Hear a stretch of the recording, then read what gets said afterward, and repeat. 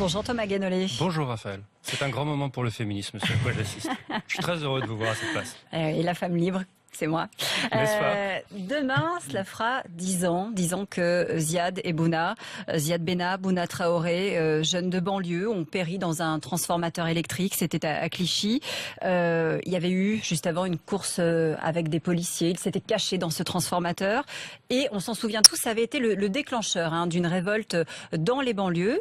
Thomas, vous avez publié le livre « Les jeunes de banlieue mangent-ils les enfants ?» pour justement déconstruire les clichés anti-jeunes de banlieue. Pour vous, 10 ans après, quelle est finalement la réforme la plus urgente à mettre tout de suite en place? D'ailleurs, Manuel Valls, peut-être vous écoute.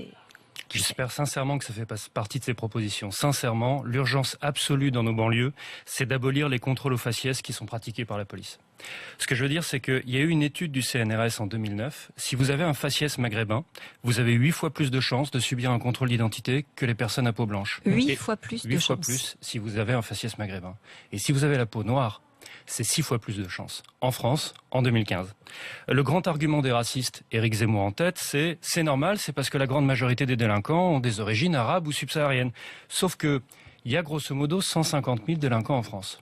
Et la population en France qui a des origines arabes ou subsahariennes, c'est 5 millions de personnes. Donc, même si tous les délinquants avaient ces origines, ce qui est faux, ça ferait 3% du total. Ouais, ça veut dire que la grande majorité des gens à peau noire ou à faciès maghrébin, pour reprendre vos propos, n'ont rien à se reprocher. Oui, et donc, puisque plus de 97% des gens qui ont ces origines n'ont rien à se reprocher. Le raisonnement policier, mes suspects sont noirs, donc je contrôle les papiers de tous les noirs du quartier.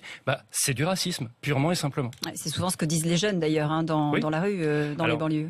C'est les contrôles policiers racistes, si vous voulez, c'est la grande cause de défiance entre les jeunes de banlieue et la police des banlieues. Parce que, imaginez, vous êtes jeune de banlieue, vous êtes arabe ou vous êtes noir. Comme plus de 98% des jeunes de banlieue, vous n'êtes ni criminels ni délinquants, et pourtant vous vous faites sans arrêt contrôler par la police. Et vous voyez que les jeunes de banlieue à peau blanche, eux, ne sont quasiment pas contrôlés. Donc vous allez considérer les forces de police, et statistiquement vous aurez raison, comme des forces hostiles aux jeunes qui, comme vous, sont de banlieusards et n'ont pas la peau blanche. Donc c'est à cause de ce contrôle aux faciès en grande partie que se fait la défiance entre jeunes de banlieue et policiers? C'est ce que vous dites? Oui, le 27 octobre 2005. Quand vous avez eu Ziad Benna et Bouna Traoré, qui n'avaient rien à se reprocher. Ils n'étaient ni criminels ni délinquants. S'ils avaient eu confiance à la police, est-ce qu'ils auraient fui? Logiquement, non.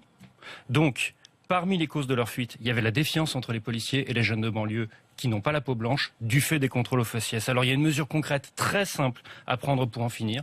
Interdire à la police de contrôler l'identité de quelqu'un quand il n'est suspecté de rien. C'est probablement la meilleure manière de saluer la mémoire de Ziad et Bouna. Et c'est probablement la meilleure réponse avec 10 ans de retard aux révoltes urbaines de 2005. Thomas Guénolé.